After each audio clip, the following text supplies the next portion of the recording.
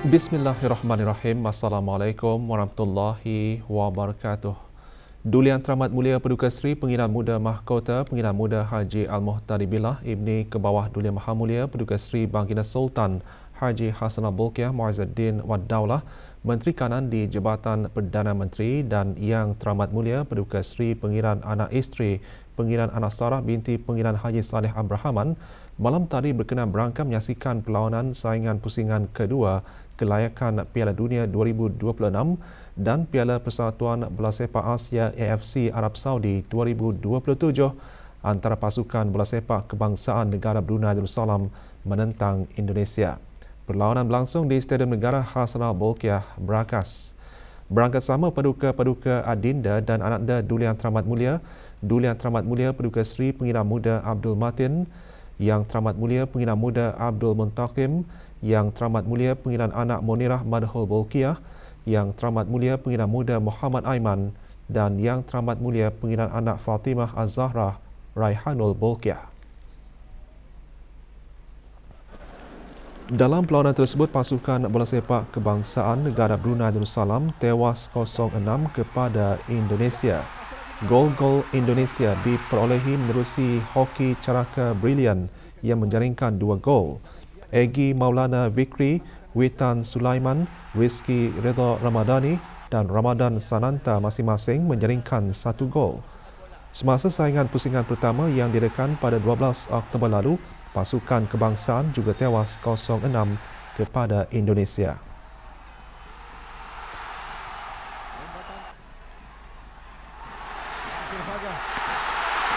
Itu dia sekarang selepas Ramadan Sananta.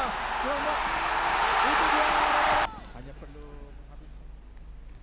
Jabatan Perkhidmatan Elektrik JPE, Jabatan Perdana Menteri ingin merujuk kepada gangguan bekalan elektrik di beberapa kawasan di daerah Blaid, daerah Tutong dan sebahagian kawasan di daerah Brunei dan Muara Kelmarin.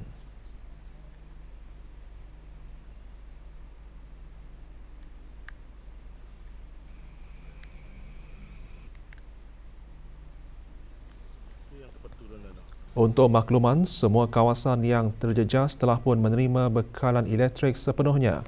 Untuk sebarang aduan mengenai gangguan bekalan elektrik, orang ramai boleh menghubungi talian Darussalam 123.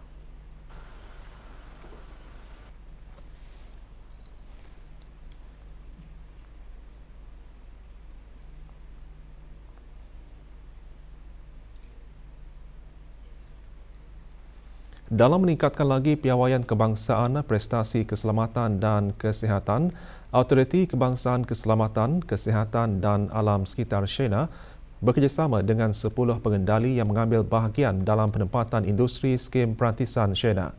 Majlis penandatanganan skim perantisan Shena berlangsung kemarin di Dewan Bangkit Jabatan Perdana Menteri. Hadir Datuk Seri Paduka Awang Haji Sufian bin Haji Sabtu, Timbalan Menteri Sekuriti dan Undang-Undang di Jabatan Perdana Menteri. 10 pengendali menandatangani skim perantisan tersebut sebagai sokongan ke arah meningkatkan taraf keselamatan perindustrian.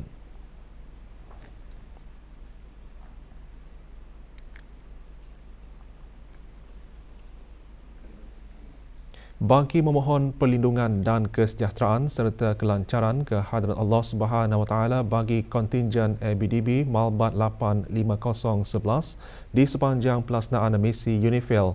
Petang kemarin diadakan majlis doa selamat bagi pemergian kontingen Angkatan Bersenjata di Raja Brunei ABDB bersama Malaysian Battalion 85011 Malbat 85011 bagi misi pengaman pasukan interim Pertubuhan Bangsa-Bangsa Bersatu di Lubnan UNIFIL.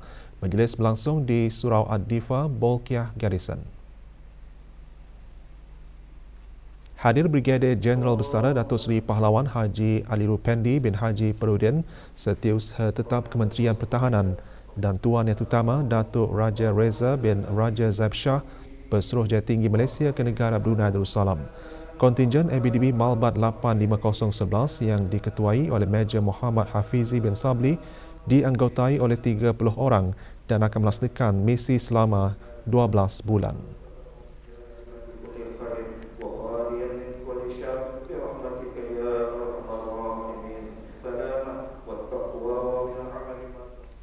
Seorang guru dari Sekolah Rendah Pengiran Kesuma Negara Bukit Beruang, Muhammad Amir Irwan bin Haji Moksin, telah mengharumkan nama negara apabila menerima anugerah Puteri Mahacakri PMCA dalam satu majlis yang berlangsung di Bangkok, Thailand. Majlis tersebut turut disertai secara maya oleh Kedutaan Diraja Thailand di negara Brunei Darussalam. Antara yang hadir Dr. Syamsiah Zuraini Kancanawati binti Haji Tajuddin, Setiausaha Pendidikan Teras Kementerian Pendidikan. PMCA merupakan anugerah antarabangsa yang mula diberikan pada tahun 2015 sebagai penghargaan kepada Puteri Mahacakri atas pencapaiannya dalam bidang pendidikan serta memajukan kualiti hidup rakyat, terutamanya dalam kalangan kumpulan paling kurang bernasib baik di Sabs rantau ini. Cambodia. Please also comment as President. 23 ahli Persekutuan Radio Amatur Negara Brunei Darussalam Bidara akan menyertai 11 Borneo Amateur Radio Festival 2023 di Pontianak, Kalimantan Barat, Indonesia. Majlis penyerahan bendera negara Brunei Darussalam kepada delegasi Bidara diadakan kemarin. Penyerahannya disempurnakan oleh Dr. Siti Nurhalbi binti Haji Wahsal Felah, Timbalan Setiausaha Tetap Kebudayaan Kementerian Kebudayaan, Belia dan Sukan. Borneo Amateur Radio Festival diadakan untuk mengeratkan silaturahim dalam kalangan ahli-ahli secara bersemuka.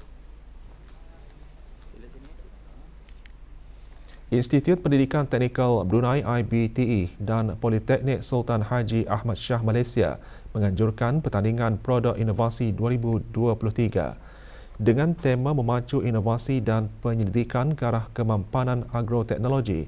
Pertandingan yang diadakan bersempena dengan Festival Antarabangsa Agroteknologi 2023 dirasmikan di Balai Khazanah Islam Sultan Haji Hassanal Bolkiah. Perasmiannya disempurnakan oleh Dr. Haji Muhammad Zamri bin Haji Sabli, Ketua Pegawai Eksekutif dan Pengarah Pendidikan Teknik IBTE, dan Puan Norehan binti Silek, Pengarah Politeknik Sultan Haji Ahmad Shah Malaysia. Pertandingan Produk Inovasi 2023 merupakan platform bagi para pelajar dan penyelidik untuk mencipta produk inovatif yang mampu memberikan impak kepada masyarakat dan industri makanan tempatan serta agroteknologi. 6 kategori dipertandingkan iaitu agroteknologi, aquakultur, hortikultur, teknologi makanan, teknologi hijau dan bioteknologi. Instead of you masak revenue collection. Sebagai contoh, mungkin 1-2 minit lagi, Puan.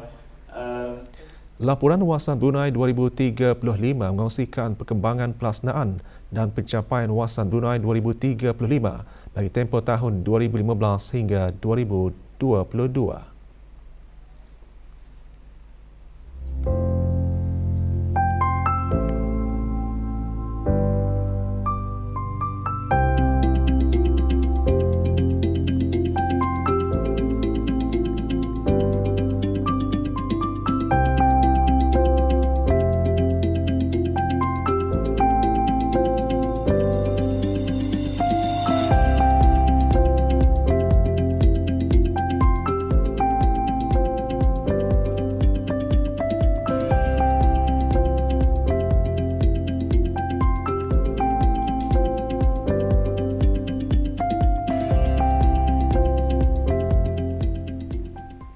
Konvensyen Perdagangan Kawasan Pertumbuhan ASEAN Timur, Brunei, Indonesia, Malaysia dan Filipina BETCON 23 akan diadakan pada 25 hingga 29 Oktober 2023 di Dewan Bridex Cerudong. Sehubungan itu diadakan majlis penandatanganan rasmi antara Majlis Perniagaan BIM Iaga BEBC bersama 5 organisasi yang akan memainkan peranan penting dalam mencapai objektif BETCON 23. Menandatangani bagi pihak penganjur Dr. Pengiran Haji Haris bin Pengiran Duraman, Pengerusi BEBC Brunei dan Wakil dari Disanlit Sdn Bhd Gavin Chai, Pengurus Pembangunan Perniagaan. 5 organisasi yang terlibat ialah Syarikat Pelabuhan Muara, NBT Brunei Sdn Bhd, Bank Islam Brunei Darussalam, Unified National Network Sdn Bhd dan Brunei Press.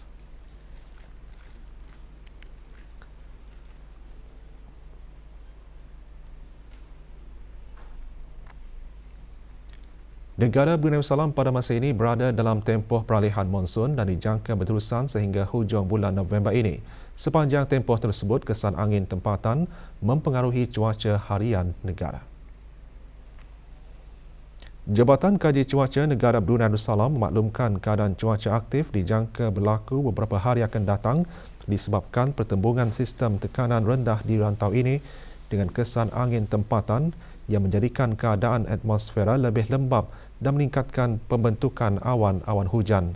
Keadaan cuaca aktif diramal sehingga awal pagi Ahad ini dengan hujan lebat berpetir sekali-sekala menjejaskan kebanyakan kawasan negara terutama pada waktu petang dan malam. Kelajuan angin meningkat 45 km sejam semasa atau hujan lebat berpetir dan laut berombak di bawah 1 meter. Orang ramai diingatkan supaya mengambil langkah berwaspada akan kejadian cuaca aktif.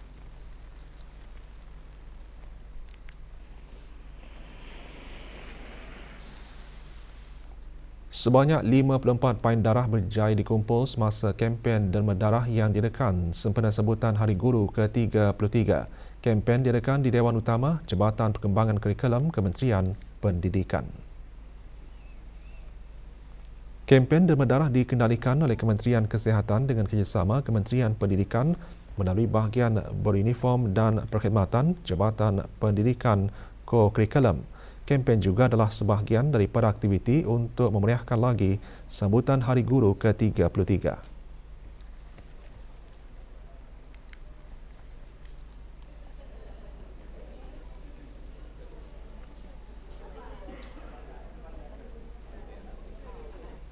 Sebuah lagi syarikat pelancongan diberi kebenaran untuk mengendalikan perkhidmatan pakej umrah menggunakan visa pelancong Arab Saudi bagi tahun ini, iaitu PGGMB Travel Services Sdn Bhd.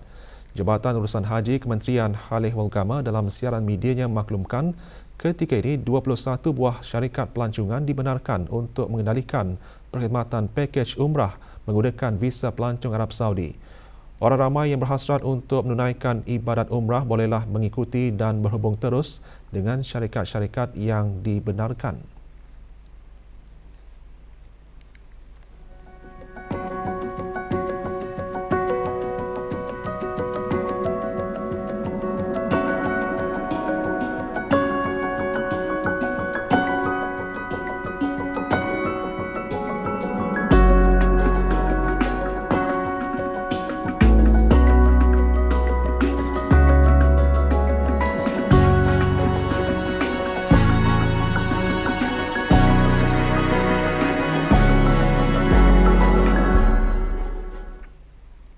Lapan buah syarikat diarahkan untuk membayar denda di Mahkamah Magistrate kerana tidak mematuhi Seksyen 52-1 Akta Cukai Pendapatan Penggal 35 iaitu gagal menghadapkan penyata cukai pendapatan bagi tiap-tiap tahun keuangan.